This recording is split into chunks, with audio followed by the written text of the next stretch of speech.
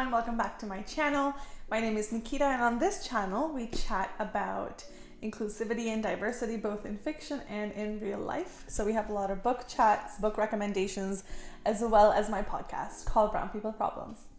So for today's video, because May is Mental Health Month, I actually wanted to share recommendations for a few mental health related non-fictions that I have here. And it's about 8. I just can't hold them all in my hand. But I have some non-fictions here that are mental health related, that are in varying degrees, I guess, of intensity, you could say, and across different topics. These are some uncommon ones, so not the ones that many of you may have heard of before. And hopefully you find these of interest. I've certainly really enjoyed them all, and I thought it would be interesting to chat about these today. All right, so first up, I'll just share the 2 books that I don't have the physical copy of yet. First up, we have Why Has No One Told Me This Before by Dr. Julie Smith. She's a psychologist in, I believe, England. She has a great YouTube presence as well, so check her out, as well as a great Instagram presence.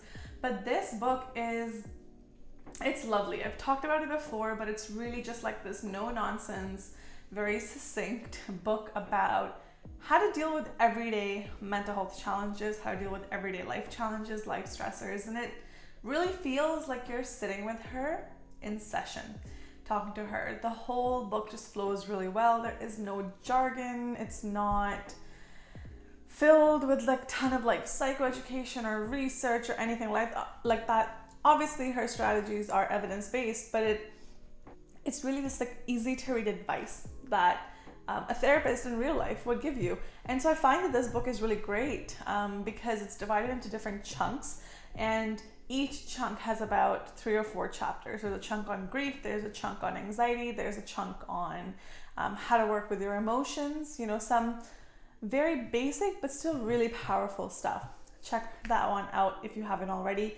I love it. I swear by it. I actually don't know why I don't have a physical copy, but the copy that I do have, I have the ebook on my iPad, and I've really just like scribbled in it along the margins everywhere. After that, we have the Self-Compassion Workbook by Dr. Kristin Neff. Dr. Neff is the world authority on self-compassion. She has literally spent decades of her professional life researching, quantifying, and really just like analyzing what are the different components of self-compassion. This one is a workbook. It's this like really thin, floppy paperback. And what I really love about this book is it debunks a lot of myths around self-compassion and what self-compassion really is and is not. And on top of that, you actually get a ton of reflection questions that are embedded into the chapters. So as you're reading the material around what is self-compassion, how do we practice it, how are we kinder to ourselves, she's got these reflection questions that you can go through and journal your responses. So it's very engaging. Another great book. I think we don't talk about it enough. It's really practical and I absolutely love it. All right, after that, I have The Gifts of Imperfection by Brené Brown. Now, I know most of you may be watching, may already be familiar with Brené Brown. She's had like her own like Netflix like documentary. She's like a celebrity researcher. She's great. She's definitely gained popularity in the last few years. But I like to think that I have been reading Brené Brown stuff for longer than that. I was introduced to her, I want to say, about 9 years ago in my training. And she has all of her books are really great. So if you want to pick any of them up, Dare to Lead especially is really great. But I really love this one. This is one of my favorite books of her. And this is called The Gifts of Imperfection. It's letting go of who you think you're supposed to be and embrace who you are. Like you can see, it's very thin. It's about, it's like 135 pages.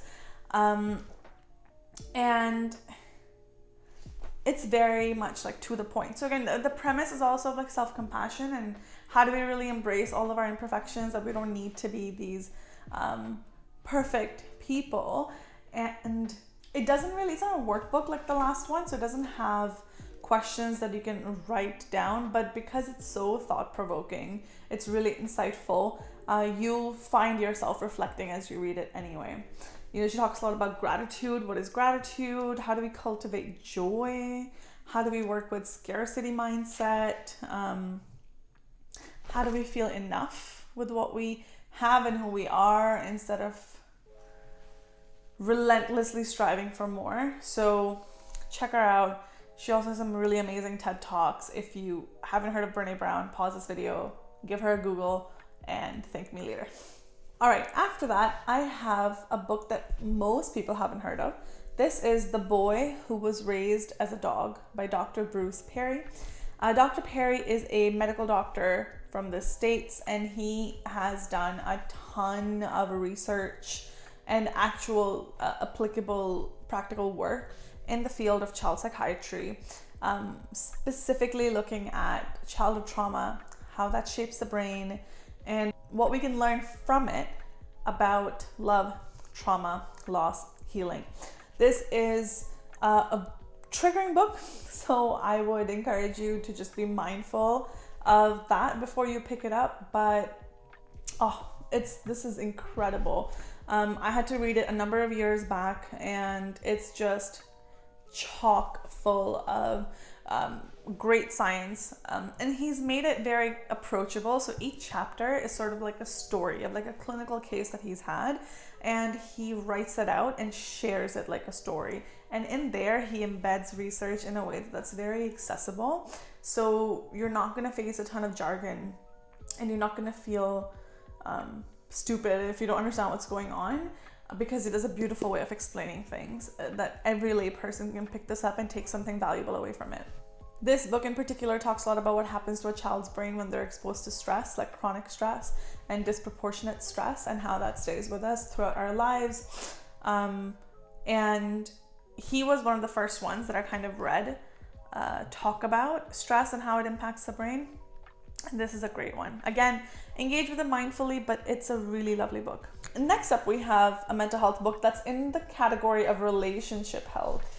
This one is called Hold Me Tight by Dr. Sue Johnson. Dr. Johnson is a world famous, world class couples therapist who's actually Canadian. She's from Ottawa, and she has really created her own type of couples therapy. It's called emotion focused therapy, but this book is really great because the way that she kind of talks about it is that it's 7 conversations that you have to have for a lifetime of love. And there is in the beginning definitely like quite a bit of science background and like attachment background and things like that I didn't mind it, but other people I know who read it told me it was like a little bit dense, so they were kind of just like wanting to just get to it and get through it, and like get to the other parts and get through this. But this is a really, really powerful book. So it talks about some like deeper things on how to cultivate connection in your relationships, how to have like emotionally healthy relationships, but also some like really great things like there's a chapter on de-escalating disconnection. So how do you fight fair, right, in relationships? Because arguments and fights are a really common part of relationships, and so how do you fight fair? How do you work with disconnection? How do you do de-escalation? And it really seems like she's taken all of her lovely research and her work with couples, and she's condensed it into this book where she gives you these like practical tools and tips on how to enhance the emotional connection in your romantic relationships. Yeah, so each chapter you'll see is divided into different conversations. So you've got 7 transforming conversations. We've got recognizing demon dialogues, finding the raw spots, revisiting a rocky moment, Hold Me Tight, which is about engaging and connecting, forgiving injuries, bonding through touch, and keeping your love alive. Again, evidence-based stuff. And this is great. She also runs like a couples retreat program. I think it's 2 days or a 4-day workshop, but couples kind of go through this together with her. And I share this with couples in my life all the time. All right, we've just got 3 more books left. This one is My sticky notes are everywhere in this book, but this one is called Reinventing Your Life, a breakthrough program to end negative behavior and feel great again. This is by Jeffrey Young and Janet Klosko. These two are schema therapists, but they're therapists in the States, I believe. And what I like about this book is that this is literally when you read a nonfiction book and it's so theory heavy and they keep sharing all these stories and you're just like, okay, can you get to the point? Like, can you tell me what to do? This is the book. This book is going to tell you exactly what to do with what problem you're facing. It's a very practical guide. What I really kind of like about this is that it's got a ton of quizzes in it. So it starts off with you sort of taking a quiz about your personality, your attachment, and it assesses for any like negative beliefs. And you get like a score and you get these categories and then you need to work on. And then you can go to the corresponding chapter on that category. And literally the authors have laid out, if you struggle with feeling like you're alone in the world and nobody gets you, you need to do this. Like, you need to work through A, B, C, D, E, and this is what you need to think about. And this is how we work with clients. And some people like that. Some people don't like it, but I've heard really great things about this book. I thought it was really great as well. Can some of the advice seem too simplistic? Yes. But does it negate this book? No, because this is a really valuable tool. And I like how he calls, these different things that you're struggling with, he calls them life traps. So you've got the abandonment life trap, you've got the entitlement life trap, you have the mistrust and abuse life trap, emotional deprivation life trap. So depending on the quiz, the results of your quiz that you take in the beginning of the book, it tells you which life trap you have. So what are some things that you need to work on? So is it the I'm defected life trap? Is that belief that you hold? Is it a social inclusion life trap? You mistrust others, that life trap. And literally you go to the corresponding chapter and they tell you exactly what to do to work through it. So a little bit simplistic, yes, things can be a bit more nuanced than that, but it is such a practical, to the point guide that's written by therapists, and I think it's great. If you're looking for something straightforward, you should check this one out. All right, we're at the last two books in this pile. You know what's coming next. I will be sharing, the last two books I'll be sharing are by my favorite author, Dr. Gabor Mate. Talk a lot about him on this channel. Especially if you listen to any of my podcast episodes, you know that I cite him a lot. A lot of my work and my interest is in his research as well. So if you don't know who he is a medical doctor from Canada, from the West Coast, and he is really the world authority on how stress and trauma changes the brain, how it impacts our nervous system, chronic stress, how it affects the body, things like that. So him, Dr. Bruce Perry, someone I talked about earlier, and then there's a few more other really famous ones. They're part of the same cohort in a way, and they've really kind of done some groundbreaking work in this field. So this one, When the Body Says No, it talks about the cost of hidden stress. So I'm rereading this, hence like you'll see my sticky notes and I have a highlighter here. But so his research has basically shown that there are some personality features that have been found in people with chronic illness. So he talks a lot about what happens in your body when you're chronically stressed, whether it is like environmental stress or whether it is just the stress that's being caused to your body with just how you cope with things in life. And what does that do to your body? What are the short-term and the long-term implications of it? What are some diseases tied with certain types of personalities, I guess? He's not saying that having a specific type of personality or coping mechanism is going to cause the chronic illness. It's not such a linear relationship.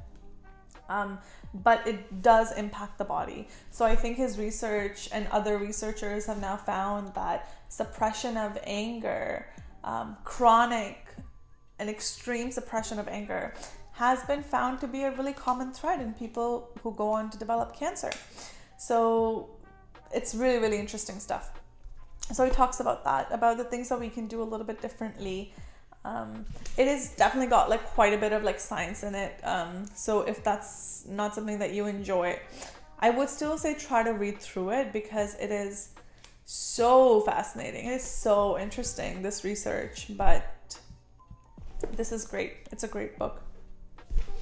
And the last book that I have is again by Dr. Mattei. This is called The Myth of Normal. I have talked about it on this channel before. It's a massive book. It's hurting my hand a little bit to hold it up, but this is his newest book. So The Cost of Hidden Stress is quite old. This one, I want to say, came out almost a decade ago, if not more. This is new. This came out last year, I think in 2022. And this one, I have the audiobook of this and obviously the physical book. I actually really enjoy listening to the audiobook while I'm reading the text, the physical text. It just helps me assimilate information better. But this is such a great book. So The Myth of Normal talks about how stress is so normalized in our society, and just because something is normalized doesn't make it actually normal for the body and for the mind. So this is, if you're only going to pick up one book by Dr. Mattei, I would recommend this one, because I found that this book really kind of consolidates a lot of what's in here and a lot of what some of his other books talk about. So he's also an addictionologist. He has another really great book. It's called In the Realm of Hungry Ghosts, and he talks just about addiction. He also has one on neurodiversity and ADHD.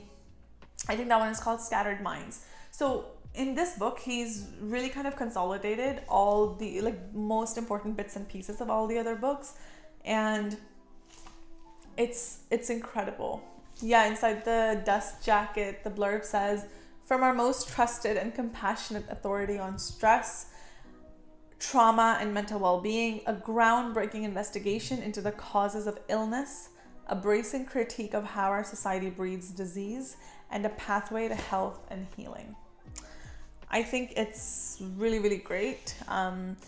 If you can kind of just digest how big this is and slowly work your way through it, you would like it.